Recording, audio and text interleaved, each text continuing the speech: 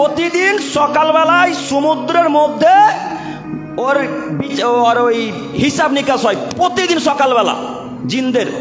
উনি তো লিডার, সারা পৃথিবীর জিনকে ডাকে, একত্রিত করে।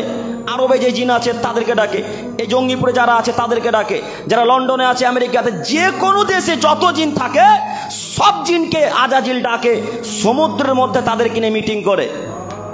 তাদেরকে মিটিং করে বলে আজকে কে কি ক্ষতি করবে বলো। কেউ বলে আল্লাহ, না কেউ বলে শয়তান, আমি স্বামী স্ত্রীর মাঝে ঝগড়া লাগিয়ে এসেছি। কেউ বলে পিতা মাতার সাথে ঝগড়া লাগিয়ে এসেছি। কেউ বলে ভাইয়ে ভাইয়ে হত্যা করিয়ে এসেছি। তো এই কথা শোনার পরে শয়তান তাদেরকে পুরস্কার দেয়। তো সব থেকে বড় পুরস্কার তাকে দেওয়া হয় যে স্বামী স্ত্রীর মাঝে ঝগড়া লাগাতে পারে, তাকে তখন মেডেল দেওয়া হয়। কথা বুঝেননি? স্বামী স্ত্রীর মাঝে ঝগড়া লাগাতে পারলেই শয়তান বেশি খুশি হয়। কেন? স্বামী স্ত্রীর ভালোবাসা অতীব গভীর ভালোবাসা। শয়তান বলে এদেরকে যদি বিভ্রান্ত করা যায়, যদি আলাদা করে দেওয়া হয়, তাহলেই আমি সফল। কাজেই এত বিপদ আসবে এ কথাই ঠিক। তো শয়তান প্রতিদিন তাদেরকে নিয়ে হিসাব নিকাশ করে বলে এই ক্ষতি করবে, এই ক্ষতি করবে। তখন সেই অনুযায়ী তারা কাজ করতে বেরিয়ে যায়।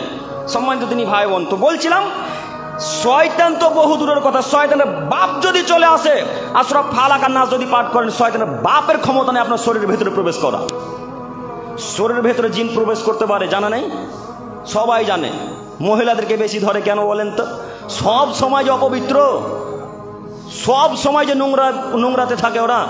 তো শয়তান তো নোংরা জিনিসই পছন্দ করে, তাই না? শয়তান তো খারাপ জিনিসই পছন্দ করে। তো তাদেরকে ধরবে, তো কাকে ধরবে? আজাজিল পর্যন্ত ভয়ে পালিয়ে যাবে যদি সূরা ফালাক আর নাস পাঠ করেন।